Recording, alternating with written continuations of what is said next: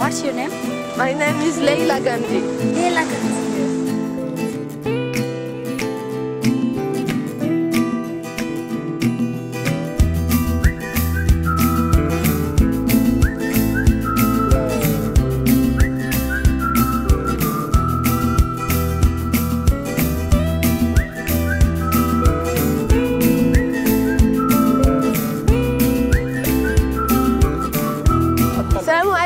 مرحبا بكم في بيروت، لبنان، بلد الأرز والجبل، بلد العسل والحليب، بلد فيروز وجبران. دونك اجي معايا باش نكتشفوا لبنان الحقيقي، نتلاقاو مع اللبنانيين باش ناكلوا معاهم، نعسوهم، نعيشوا بحالهم. دونك غنمشيو من بيروت للشمال وغنحاولوا نمشيو لتحت في الحدود الجنوبيين. دونك الرحله غتكون واعره، اجيو معايا، المغامره كتبدا دابا.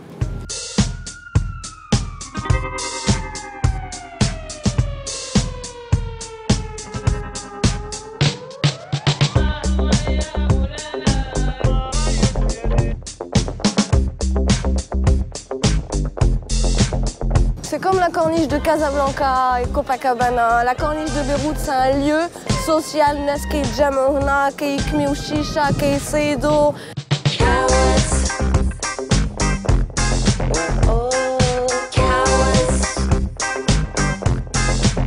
السلام عليكم. وعليكم السلام. سميتك؟ محمد. محمد، مشرفين.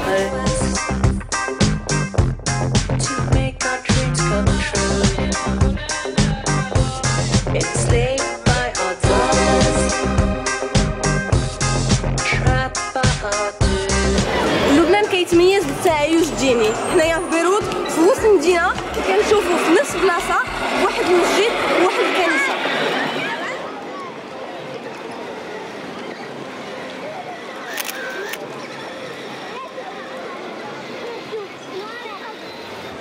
سميتك؟ What is اسمك؟ اسمي محمد أبو صالح. محمد أبو صالح. إيه from بيروت. أنت مسلم؟ مسلم سني الحمد لله. take my sister شيعي. شوفي المسلم مسلم. يعني شوفي الشعب people Lebanese before all together، يعني عايشين مع بعضهم. بس ما بعرف ليش تغير كثير. هلا بيجي واحد مثلا بيسألك انت منين؟ اذا قلت له اني من الجنوب يعني انت شيعي؟ او اذا انا سالتك انت منين بتقولي لي بيروت يعني انت سنيه؟ او طب ما في بالجنوب في المسيحي وفي الارمني وفي المسلم وفي الكريستيان وفي كله يعني هذا غلط. بقول له تعال نفوت انا وياكي على السوبر ماركت، بدنا نشتري مثل ما انت تفضلتي وحكيتي على موضوع الفتوش البندوره والخيار والبصل، بنقول له لصاحب المحل السوبر ماركت دخلك هالبندوره شيعيه ولا سنيه؟ فهمتي؟ او اللحمه هذه من ذبحها مسيحي ولا مسلم؟ او ما بصير، غلط. دابا حنايا في لابلاص دي مارتير، وهي واحد البلاصه مهمه بزاف هنا في بيروت، في وسط بيروت. علاش؟ حيت هنايا بالضبط فين تجمعوا مليون ديال اللبنانيين، سيتادير 1/4 نهار 14 مارس 2005، سيتادير واحد شهر مورا الموت ديال رفيق حريري. هذاك لو راسومبلومون سميوناه الربيع اللبناني، وهنا فين بدينا نهضروا على لا ريفولوسيون ديال الارز. رفيق حريري الموزولي ديالو غير هنا، وغنمشيو نشوفوه.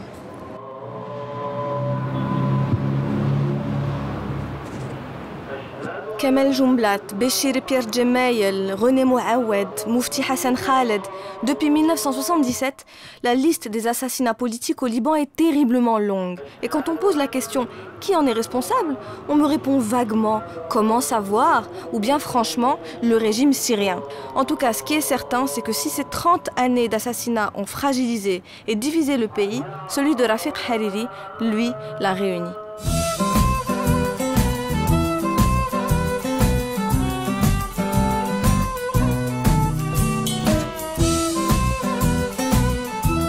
دابا حنايا غنتلاقاو مع نيلة معود. نيلة معود شخصية مهمة في الحياة السياسية ديال لبنان، كانت وزيرة وكانت مزوجة مع روني معود، بريزيدون دو لا ريبوبليك في هذاك الوقت. دونك دابا سي اون رونكونتر افيك اون فيرست ليدي. Je tiens à ce que les gens connaissent le Liban, même si le Liban actuel qu'ils connaissent maintenant n'est pas le Liban, ni que nous avons vécu, ni le Liban que nous acceptons. Notre développement économique est catastrophique, notre PIB baisse d'année en année, nous n'avons plus de tourisme, nous n'avons plus de...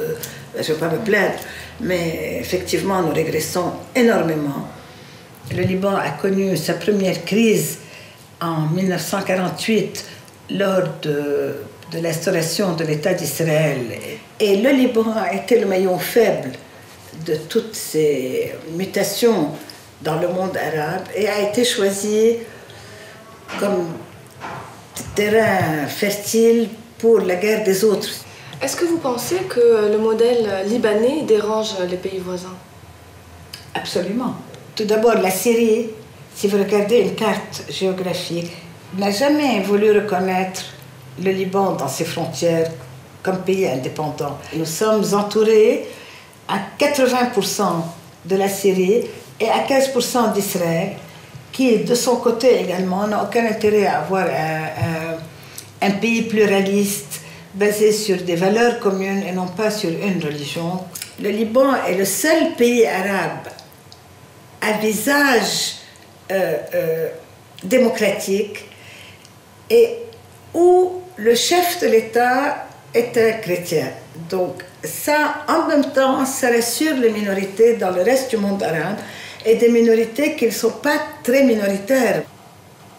Nous nous battons pour recouvrir un Liban libre, souverain et indépendant, formé de minorités confessionnelles, mais qui se sont toutes réunies au sein d'une nation ou d'un pays appelé le Liban, avec des valeurs communes qui sont les valeurs démocratiques. تتذكري لما قلتي لي انك رح تتزوجيني بلا فلوس وبلا بيت. تتذكري كنت تحبيني مع اني مش داخل دينك. تذكري كيف كنا هيك. تذكري لما امك شافتنا نايم. دابا حنايا في درب حمراء اللي مشهور حيت كان الدرب ديال لانتيليجنسيا، الدرب ديال الصحفيين، ديال الثقافيين، ديال الناس اللي كانوا كيجيو هنا باش يمشيو يشريو كتوبات يقراو ويمشيو للسينما. حمراء في وسط المدينه. انا ما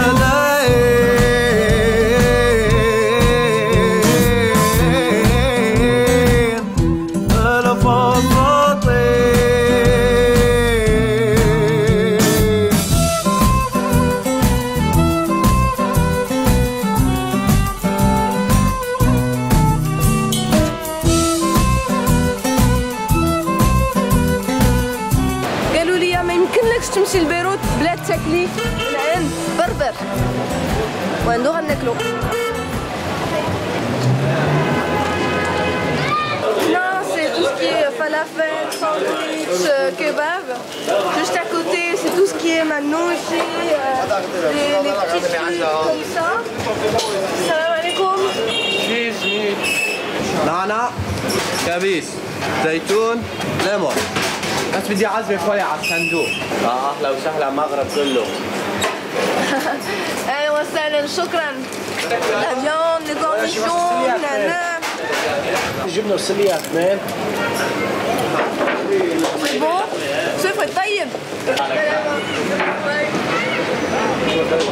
Là, c'est barbar glace. Là, c'est barbar des jus, محلبة ديالنا. Et là, c'est barbar sandwich. Tout ce qu'on veut comme sandwich. نو بربر عندهم الدرب كله ديالهم محلولين النهار كله الليل كله والسيمانه كلها.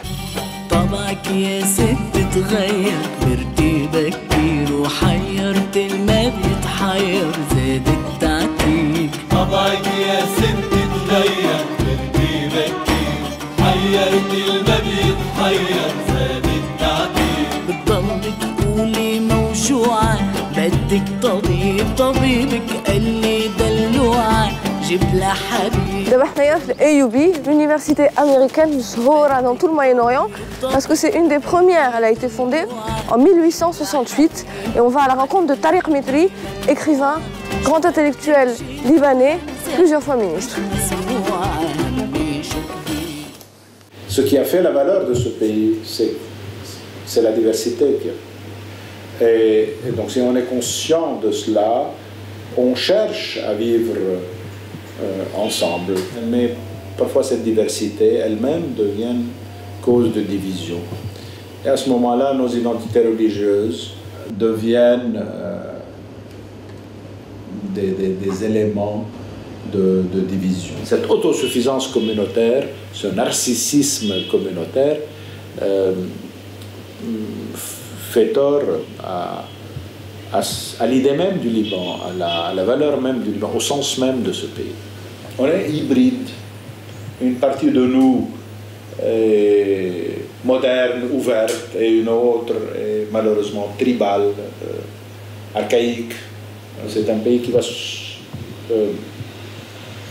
retrouver une identité qui transcende les clivages communautaires ou demeurer prisonnier d'identité meurtrière, pour utiliser l'expression d'Amin Malouf.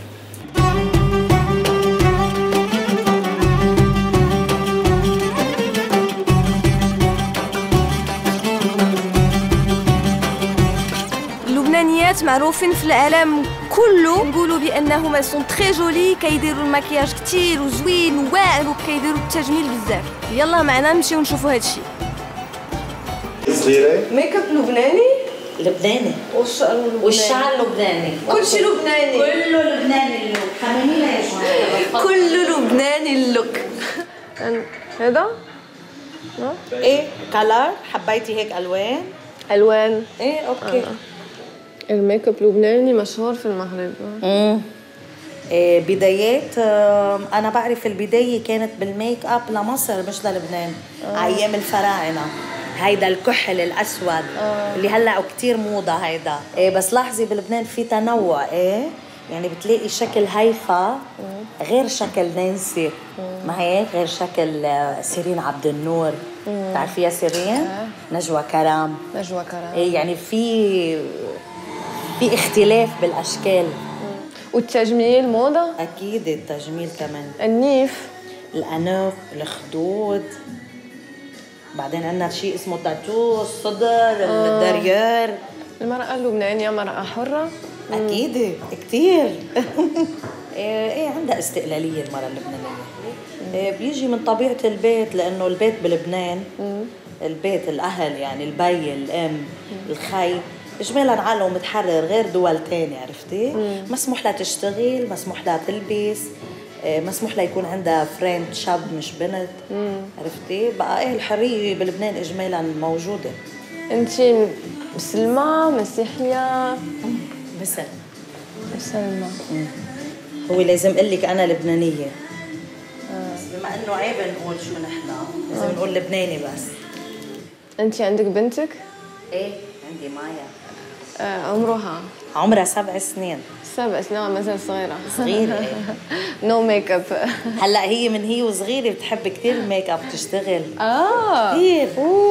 بحب على المستقبل اذا عملت دكتور التجميل بحب. سي فري؟ ايه لا دومين حلو. عرفتي؟ بالعكس بخليها بتهتم بحالها اكثر وفي فلوس يعني. انتي ديجا درتي التجميل؟ لا انا لا. ليش؟ بعدين انا ما بحب التغيير بالشكل. لي فوستيل.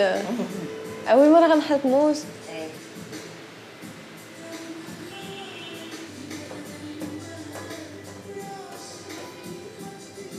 Je sens mes paupières lourdes tout d'un coup. شو انتي؟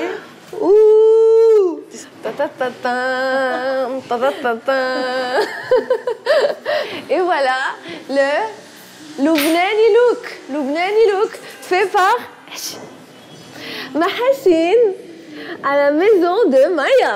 Ok. Thank you. الشمس بتشرق انت ومعي ما بتفرق، كل العذاب بيمرق المهم. الميك اب دي محاسن، الهير دريسنج دي بشارة. برافو. Thank you.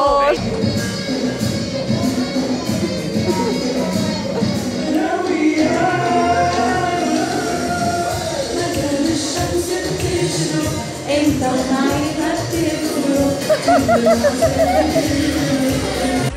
نحن سوا هيدا قدر مكتوب. بيروت ces boîtes de nuit, ces concerts, de Jamaïse à Hamra, aux musicals de Michel, aux boîtes de nuit qui sont connues dans tout le Moyen-Orient. C'est la nightlife de Beyrouth. Et on va faire ça ensemble.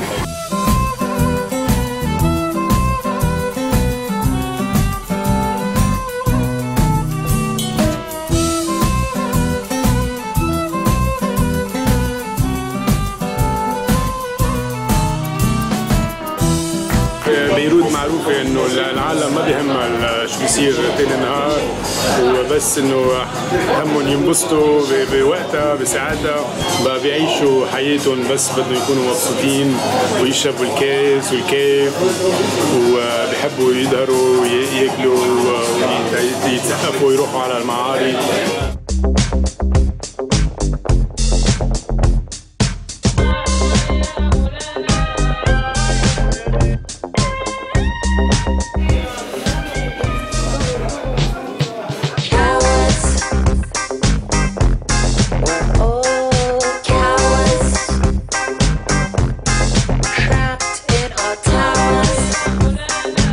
هيدا الليل عم نعمل حفلة اللي نعلن ضد الرقابة لأنه الرقابة بلبنان عم تكبر وعم تكتر فإيه مجموعة حلوة engagée ou prêt à l'action artistique parce qu'il y a une certaine liberté quand même ici par rapport au reste des pays arabes.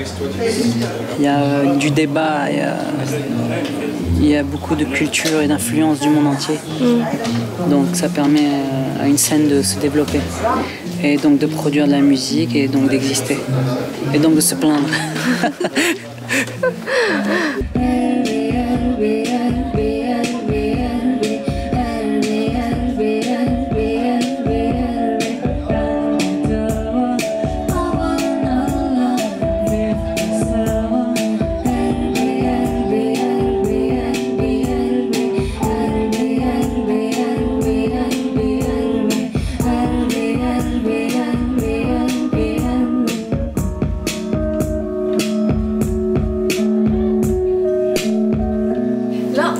Chez Michel Aleftériadi. C'est une figure incontournable de la vie nocturne, artistique, politique, intellectuelle au Liban.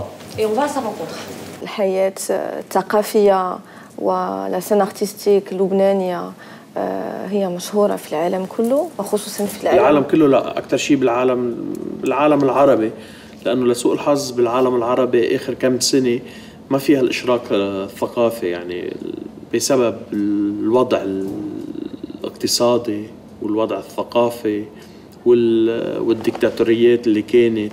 C'est facile de rayonner dans l'obscurité parce que on rayonne dans le monde arabe. Alors vu l'obscurité qu'il y a depuis quelques décennies dans le monde arabe, c'est facile de rayonner. C'est un peu comme le proverbe qui dit qu'au pays des aveugles, les bornes sont rois. On n'a pas des yeux d'aigle, mais c'est juste qu'on vit dans une région où il y a beaucoup d'aveugles. Rares sont les artistes qui ont réussi au Liban à cumuler plusieurs têtes d'affiche. La seule peut-être ce serait Férouz, parce que c'est la seule qui est capable de remplir un stade de plusieurs dizaines de milliers, de vendre des centaines de milliers d'albums et d'être tout le temps sur toutes les radios depuis 30 ans. Donc oui, c'est elle la championne de toute catégorie. للشباب العربي أو للناس اللي بقول لهم إنه ما يستسلموا للسهولة. يعني الخطر الأكبر بكل الميادين هو لما الواحد ينقي طريق السهولة.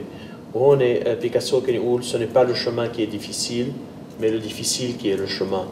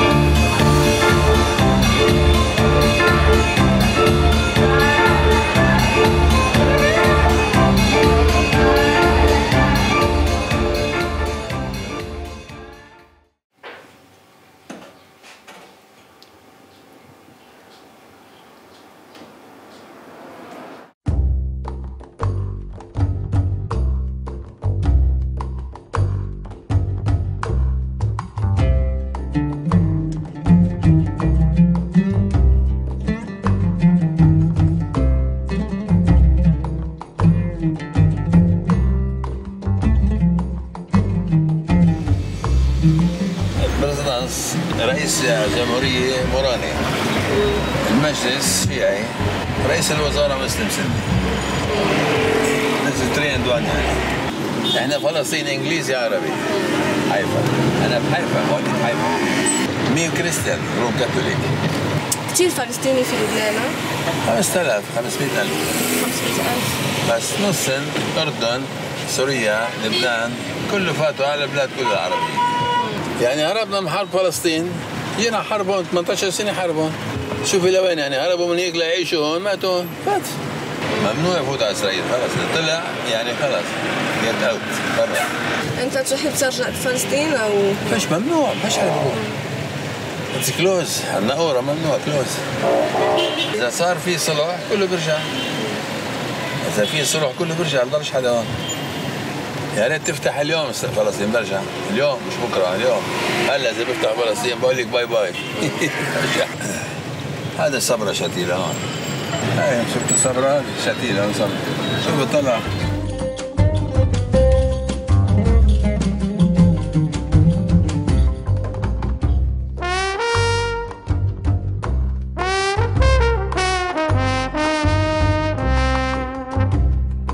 دابا حنايا في الداخل ديال مخيم صبرا شتيلة، ماشي ساهل باش الواحد يدخل هنا، وغنمشيو مجموعين باش نتلاقاو مع الفلسطينيين اللي كيعيشوا هنا.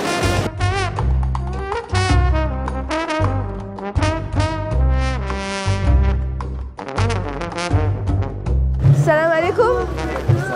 ليلى. جلال. مخيم شتيلة. مخيم شتيلة، وصل فين؟ هلا حنفوت ونشوف شوي على المجزرة.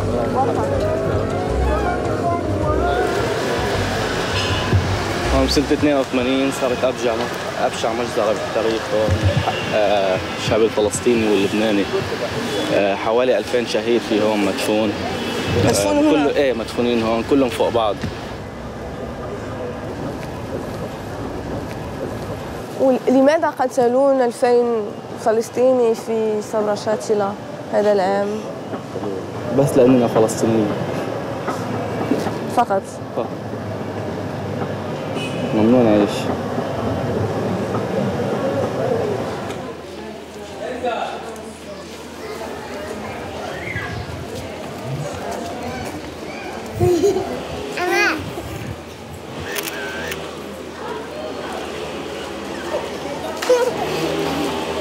ايوه فوتي على الشمال، شوفي الكلب واقف. واصلين هاي الرساله للانروا للمسائل للاوروبا العالم كله وصليها. ما حدا عم بيطلع بالشعب الفلسطيني. تعرفوا انت بوضح النهار هلا، لا شوفي تأملي انت بالنهار، تخيل بوسط النهار شايفيتني مثل خلق، كيف ما تشوفي جوا ما تفوتي لجوا وتشوفي كيف الليلة؟ ما فيك تحطي اصبعك جوا، تعال شوف جوا هون شوفيه. بالصيف فيك تستجدي من الريحة، ريحة هون كلها مجارير وريحة خرا وزبالة ووسخ، وينك تمشي؟ ما فيك تمشي اصلا.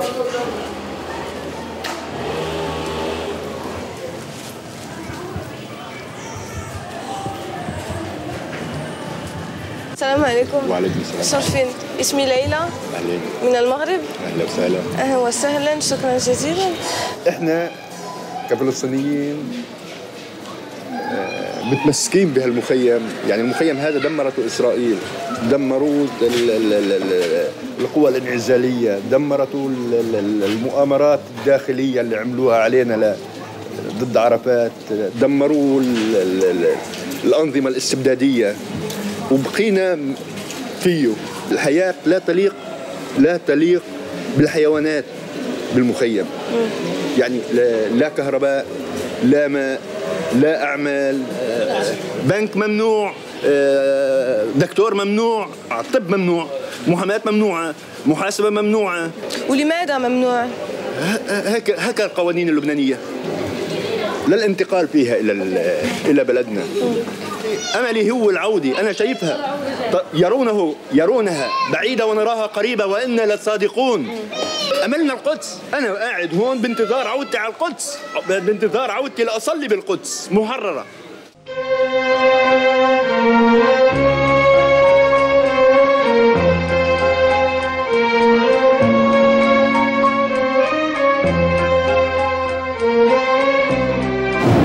خرجنا من بيروت وغنمشيو ديريكسيون الشمال، غنوقفوا مع بيبلوس جبايل وغنوصلوا حتى لتريبولي طرابلس وغنتقربوا على الحدود السرياني.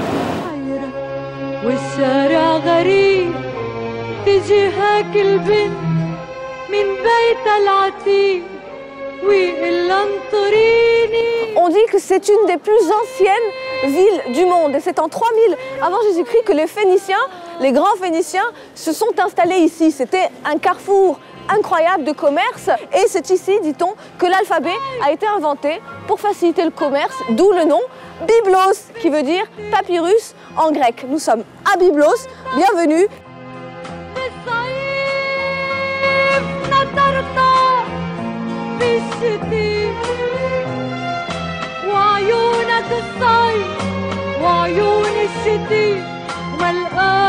Il pleut, il fait froid, mais c'est aussi ça le voyage, c'est pas toujours la carte postale, il faut savoir apprécier les choses telles qu'elles sont le jour où on les voit et puis reprendre la route sereinement, tranquillement.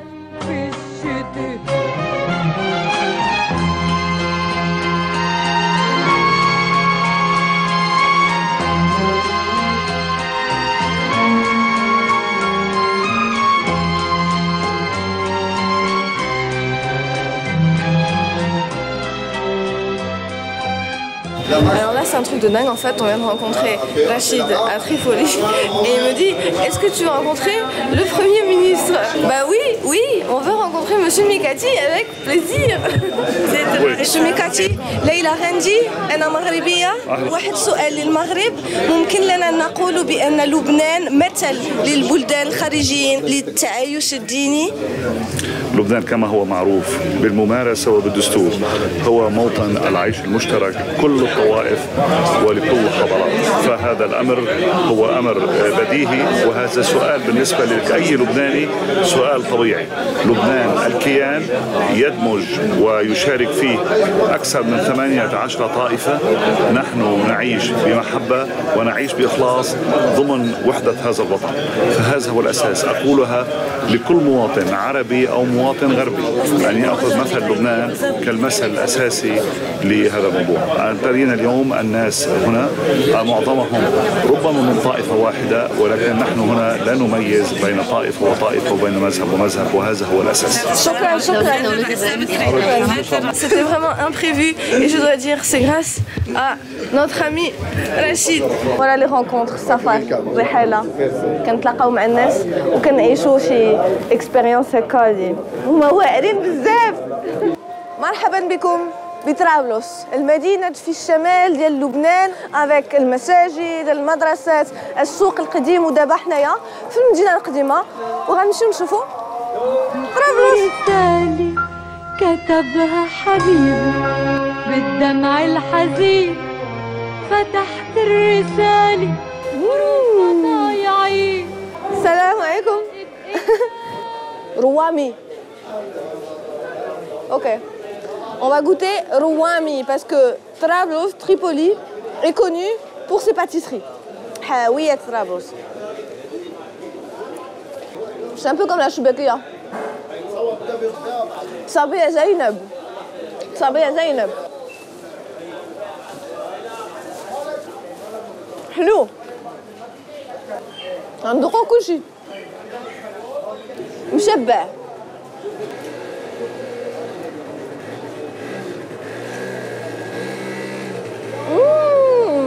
وهذا؟ طايف. أنا مغربية. وفي المغرب هذا كيتسمى بغرير. شكرا عبد الله. شكرا.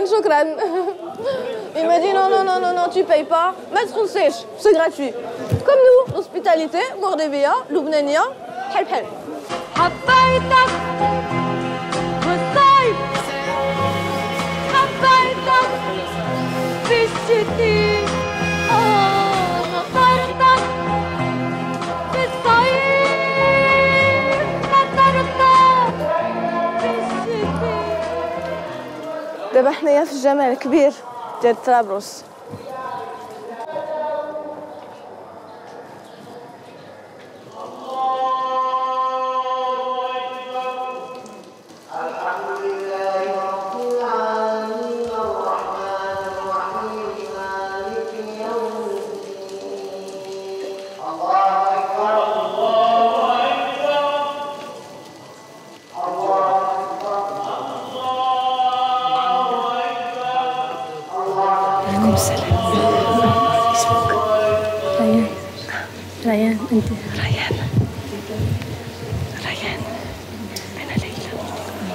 من المغرب. حابين ان نسجل موقف امام رب العالمين، ان نحكي نوقف موقف حق لنساند اخواننا في سوريا، فان شاء الله يكون هذا العمل بس رساله انه نحن معهم في السراء والضراء. الله يبارك فيكم ويجزيكم كل خير.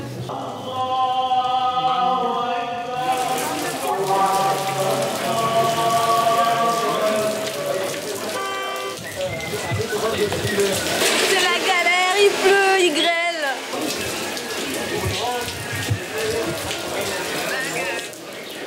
Khan, caravansérail.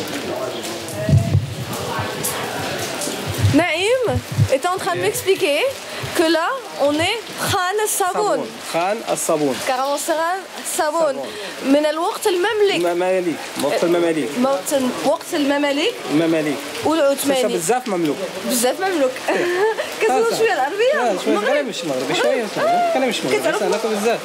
بزاف. حبيتك بالصيف، حبيتك في الشتاء، نطرتك في الصيف.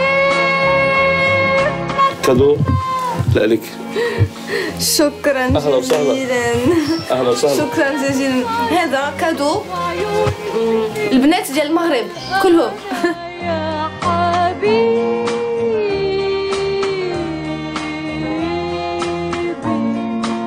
خلف الصيف. ده فيها مشكله من المغرب اصلا. المغرب. السلام عليكم. منين في المغرب؟ احنا جدنا سيدي عبد الواحد مغربي المكناسي من مكناسي. مصرفين. وانت اصلك من المغرب بس عشتي في المغرب او لا؟ انا ما عشت في المغرب. بس ابائنا واجدادنا يعني اجوا كان مجاهد. سيدي عبد الواحد كان من مجاهد. كان المجاهدين من المغاربه المجاهدين الذين حاربوا الصليبيين عن بالمنطقه بالشرق العربي.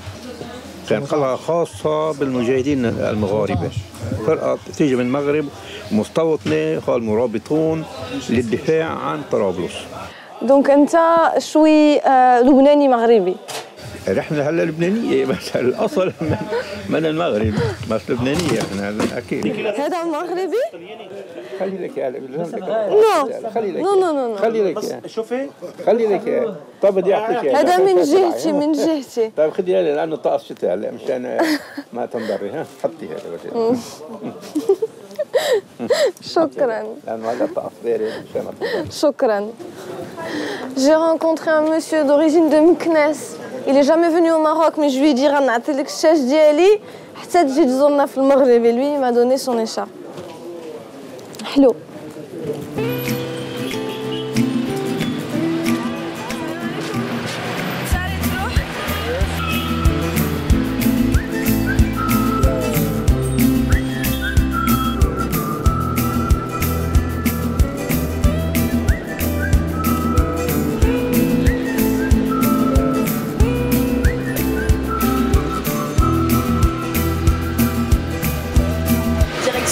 Charé, dans la montagne, dans la vallée de Khadija. C'est la ville de naissance de Khalil Gibran, le grand Khalil Gibran. Et c'est aussi un endroit à partir duquel on peut aller à la forêt de cèdre.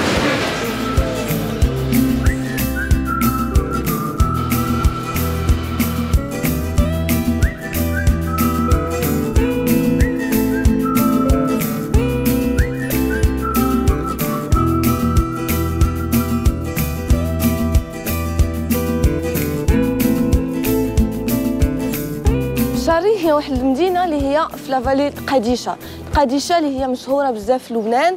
لا ريجون المنطقة هي مسيحية مارونيت، كاين الكنيسات بزاف. هنا فين تزاد الكبير خليل جبران، ومن هنا فين يمكن نمشيو نزورو الأرض اللبناني. Et on voit bien pourquoi le Liban est riche en ressources hydrauliques. On est en pleine montagne, en pleine neige. Il y a la neige partout. Lubnan, Beled, le Halib. Voilà, Hassan. Bravo. Il y a beaucoup de cèdres ou pas beaucoup? Pas beaucoup, pas une grande forêt. Ça s'appelle cèdre de Dieu. Cèdre de Dieu? Oui. Ils ont quel âge à peu près? Il y a quelques arbres 6000 ans. Non. Oui. 6000? 6000.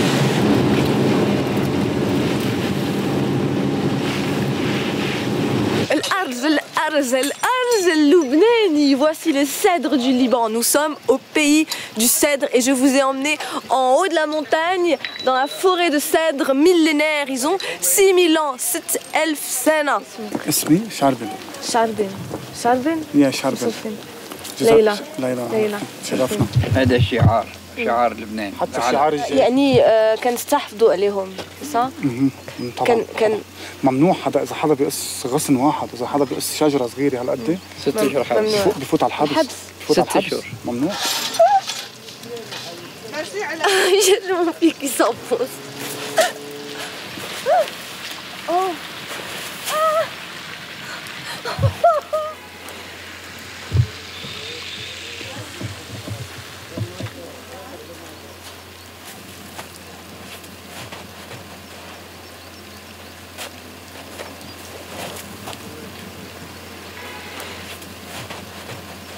Je suis coincée.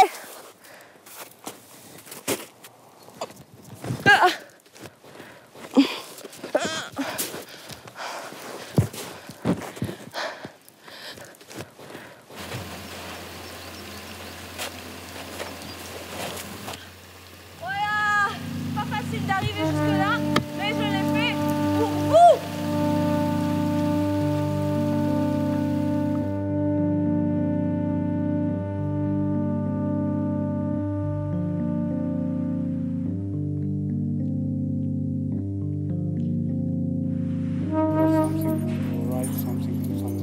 Khalil Gibran est la figure littéraire la plus connue de tout le Liban. Il est né en 1883, mort en 1931. Il a vécu la majeure partie de sa vie aux États-Unis et en France, mais c'est ici, dans cette ville, qu'il est né. Il est essayiste, philosophe, poète, peintre et il est surtout connu à travers le monde pour avoir écrit Le Prophète.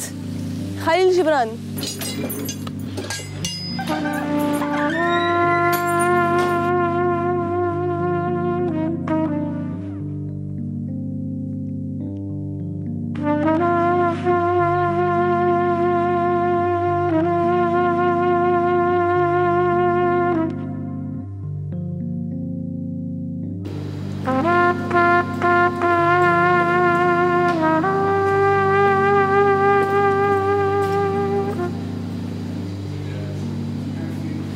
وهنا فين مدفون صور خليل جبران.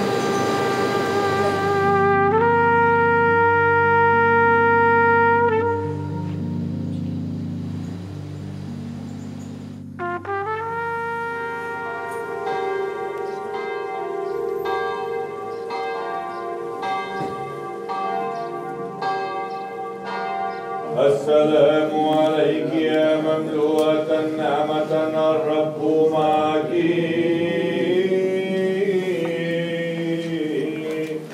مباركة أنت في النساء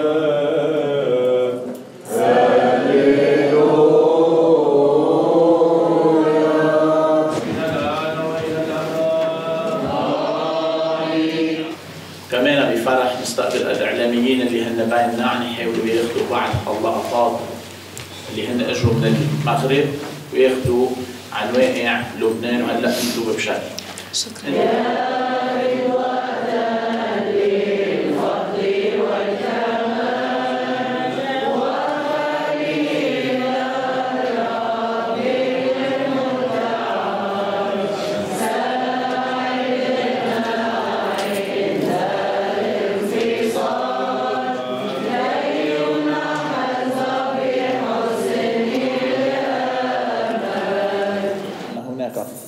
عائلات مسيحية تضم الموارنة، الروم الأرثوذكس، الروم الكاثوليك، الأرمن الأرثوذكس، الأرمن الكاثوليك، السريان، الإنجيليين.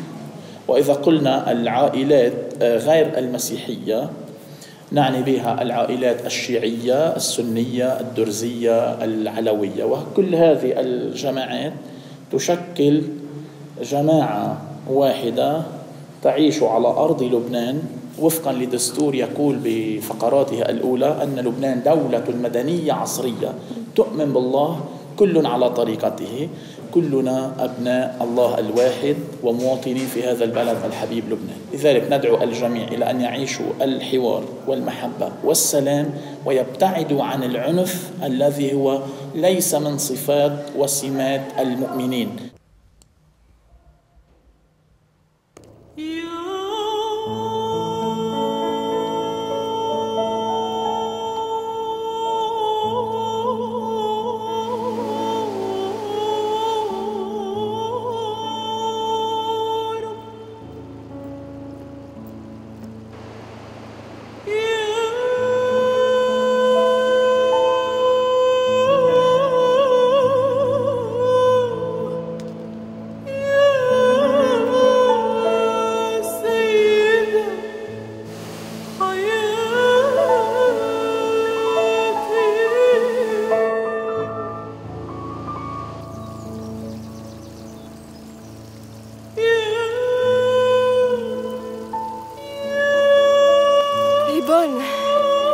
L'eau de la montagne, l'eau du Liban, ماء جبل لبنان.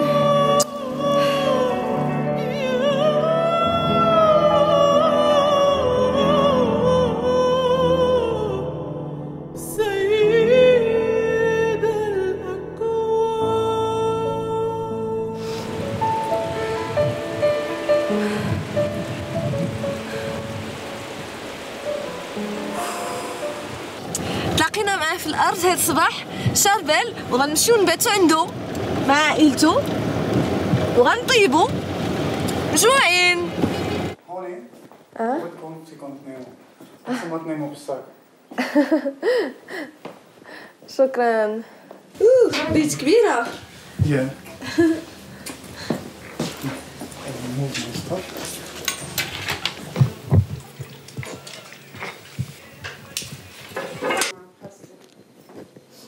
تبولة لبناني الحقيقي العادي من منزل لبنانية. من منزل لبناني واحد الراجل في الكوزينة كيطيب سي بيان. أنا كنقول برافو عليك. هونيك ما راجل ما بيفوت على المطبخ. بتعملوا تبولة بالمغرب؟ بالمغرب لا تبولة بس كان عملوه مرة بس ماشي مغربي. المغربيين يحبون الطعام اللبناني. اول شيء بتفرمي البندوره مع بصل، تحطي ملح وبهار، خليه يتخمر، بعدين بتعملي البقدونس بتفرميه. هلا بتشوفي كيف كمان هيك ليك نو هون بدك تمسكي هيك. ماشي الحال اول مره. يلا حطيه فوق البقدونس فوق البندوره. اوكي كمان حطيت برغل. برغل ناعم بيكون. هذا هو البرغل. ايه حامض والزيت وعاد نخلطو. ايه وبعدين بتخلطيه. التبولة ديال الدار. شكرا. أول شي بيطلع. أهلا فيك يا ليلى. شكرا. كاسك تشيرز بصحتك. أنا ما بدي. ليه؟ ما بدي. هلا سين عم باكل. لا ما فيش. هلا عندنا صيام هلا في.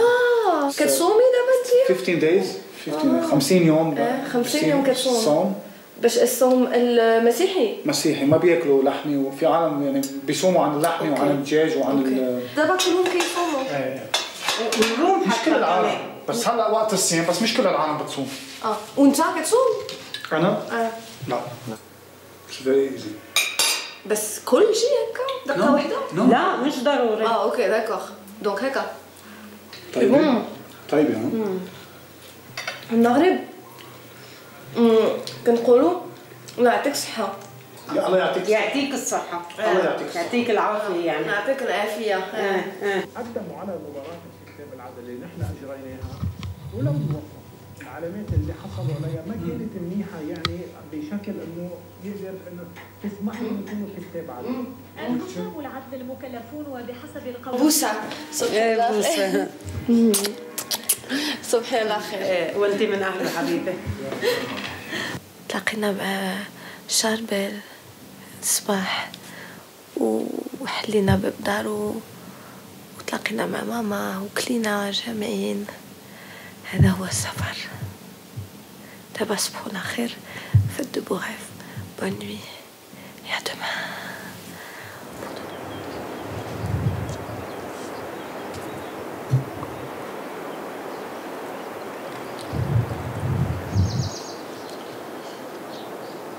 مع السلامة. شكرا. ميرسي أهلا باي فيك باي. يا حبيبي. باي باي. الله معك. الله معك. باي. باي.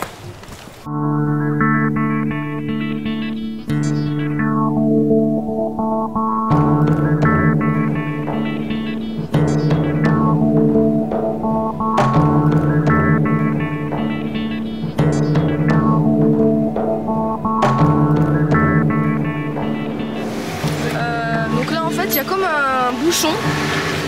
On est à 30 km de la frontière syrienne. On voit des voitures qui arrivent avec une plaque d'immatriculation syrienne. Donc c'est un passage clé ici, c'est un endroit stratégique. الحدود محلولة أو مسدود؟ لا مفتوح بس في منهم بيهربوا هيك تهريب من برا بس في امن عام وغمارك وجيش يعني على الحدود ولا هذا الجبل سوريا ايه سوريا بصير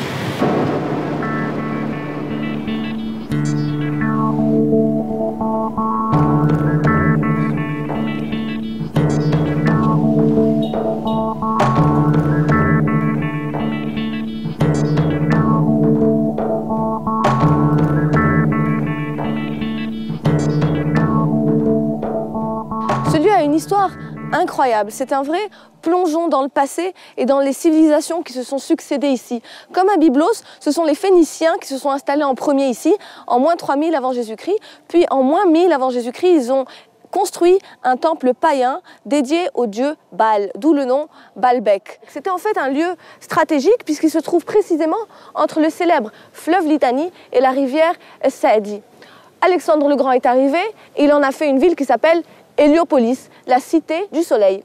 En 64 avant Jésus-Christ, ce sont les Romains qui sont venus avec Pompéi le Grand, qui l'a fait intégrer à l'Empire romain avant que Jules César, en personne, n'en fasse lui-même une colonie qu'il appellera d'ailleurs Julia, du nom de sa fille. C'est là que les travaux ont vraiment commencé, et ils ont duré plus de 120 ans. L'objectif était de faire de ce temple un temple illustre, symbole de l'hégémonie du païanisme à l'époque. Sous l'Empire romain, c'est successivement passé chrétien, païen, chrétien, païen, jusqu'à ce que finalement l'empereur Justinien en fasse un lieu chrétien. Il aura même pris des colonnes d'ici pour les amener à Constantinople, Istanbul, pour la célèbre Hagia Sophia, Sainte Sophie. En 748, ce sont les Arabes qui investissent la ville et le lieu devient musulman. En 1400, c'est au tour des Mongols, avec le grand Tamerlan, de venir ici à Baalbek. Et puis après, ça tombera sous l'emprise du grand empire ottoman. Donc on peut dire que ce lieu a été un temple, puis une basilique, puis une citadelle. Et ce qu'on peut dire aussi, c'est que ça reste le vestige, les sites romains le plus important de tout le Moyen-Orient.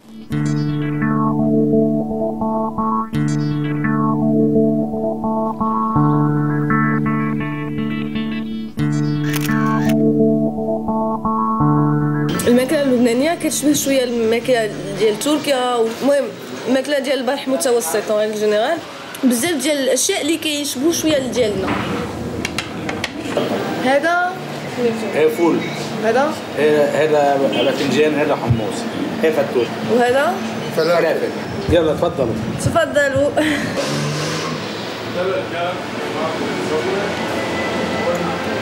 شويه بحال فول القناوه ديالنا سي بون فلافل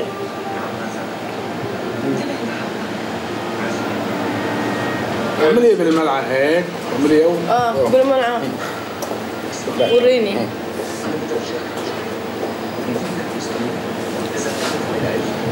on met dedans ça fait des gros trucs quand même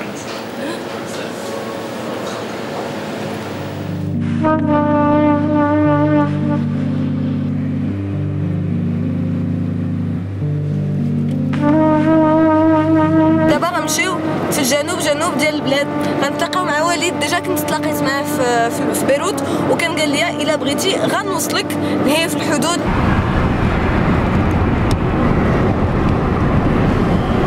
Français ont recouru à la résistance armée contre l'occupation nazie. Les Algériens ont recouru à la résistance armée contre l'occupation française. Les Marocains ont recouru à la résistance armée contre l'occupation française et espagnole. Lorsqu'on se défend, ce n'est pas de la violence, c'est de l'intelligence, comme disait Malcolm X. Est-il crédible qu'un parti qui se dit islamiste, donc religieux, puisse défendre le pluralisme confessionnel? Le Hezbollah, qui est un parti d'inspiration religieuse, c'est un parti musulman, chiite, etc., n'a pas comme objectif d'instaurer un État religieux au Liban. C'est un parti qui reconnaît la nature multicommunautaire du Liban. Si une de ces communautés religieuses cherche à imposer ses vues, cherche à imposer un État selon sa vision religieuse, cela provoquera nécessairement une guerre civile. Or, la guerre civile au Liban, on a connu. Nous entrons dans une zone où le Hezbollah est encore plus présent. D'ailleurs, pour y avoir accès, j'ai dû obtenir une autorisation très spéciale délivrée par le service de communication du parti lui-même. Là, nous entrons dans le sud Liban. Nous arrivons à l'ancienne zone qui est restée occupée entre 85 et 2000, la zone que l'occupation israélienne appelait la bande de sécurité. Là, nous arrivons vers la vallée de Khiam. Est-ce que c'est une zone sensible? C'est une zone qui est frontalière de l'État d'Israël, de ce que moi j'appelle la Palestine occupée. C'est une zone où il y a toujours une grande tension et où il se peut à n'importe quel moment qu'il y ait des affrontements, etc. Parce que c'est une zone où d'un côté il y a l'armée israélienne qui surveille et guette cette zone, de l'autre côté, même si vous ne voyez rien, la résistance libanaise est présente dans cette zone et elle guette aussi l'armée israélienne. Donc là, on est à la frontière entre le Liban et Israël, entre le Liban et les territoires occupés palestiniens. Donc c'est des barbelés, c'est des checkpoints. Et Walid vient de me dire qu'en fait, on est surveillé, c'est-à-dire qu'on voit qu'on est en train de les filmer. Là, vous avez les soldats de la finule. Voilà, ils prennent des photos avec les gens.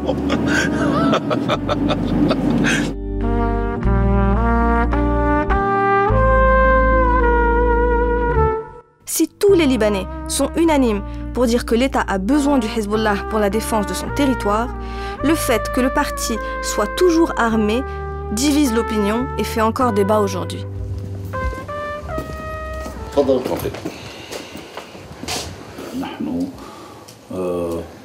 يعني منتخبين ديمقراطيا ونحن نشارك في هذه الحكومة التي تدير البلد بطريقة ديمقراطية متمسكين بصيغة التعايش والعيش المشترك ونحترم المؤسسات اللبنانية الطائفية والدينية المختلفة.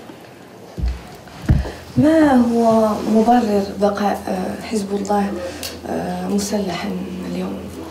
لا يمكن أن ندافع عن لبنان فقط بالوسائل الكلاسيكية، لأن هناك عدم تفاوت في القدرات ما بين الجيش الإسرائيلي والجيش اللبناني. القرارات الدولية الانترناشونال ريزولوشنز ما بتمثل ضماني لحماية لبنان، لأنه كل هذه القرارات الدولية فيما يتعلق بإسرائيل لم تطبق. إسرائيل رفضتها وإسرائيل تتعاطى كدولة فوق القانون، لذلك ليس من خيار إلا المقاومة. حزب الله هو ضد السياسة الصهيونية أو ضد الشعب الإسرائيلي أو الشعب اليهودي بشكل عام؟ لا، ليس صراعا دينيا، وأن يكن ربما في بعض مراحل الصراع يأخذ بعدا دينيا، لكن مشكلتنا بالضبط هي مع الصهيونية التي كعقيدة كإيديولوجيا سياسية. اليهود شيء آخر، لديهم دينهم ومعتقدهم ونظرتهم. في مطلق الأحوال الإسلام يرفض أن يخوض صراع على أساس ديني، وفي تاريخنا دائما كانت المجموعات الدينية مجموعات محترمة، و يعني إذا وجد يهود في مجتمعاتنا فمواطنين لبنانيين أو في المغرب أو في سوريا نحن لا ندعو إلى محاربتهم أو لما لهم علاقة. نحن ضد العنصرية أينما كانت. لا شيء يمنع من أن يعيش المسلم إلى جانب المسيحي إلى جانب اليهودي الفلسطيني في فلسطين.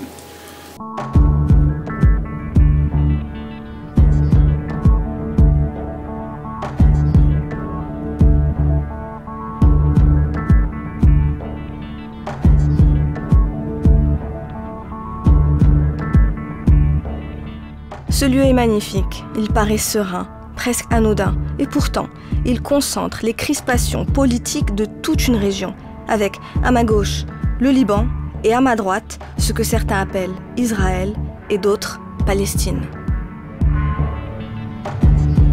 Nous avons parcouru ensemble le Liban, de Beyrouth à Tripoli, en passant par Byblos, Baalbek. Nous nous sommes même enfoncés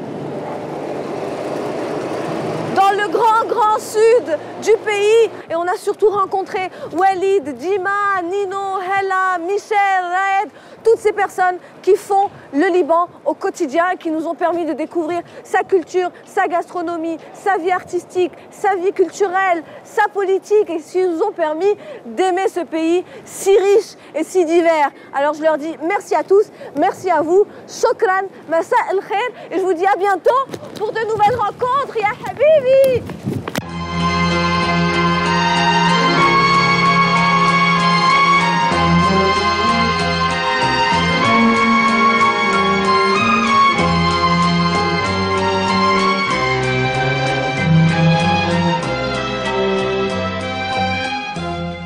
حبيتك بالصيف حبيتك بالشتي نطرتك بالصيف نطرتك بالشتي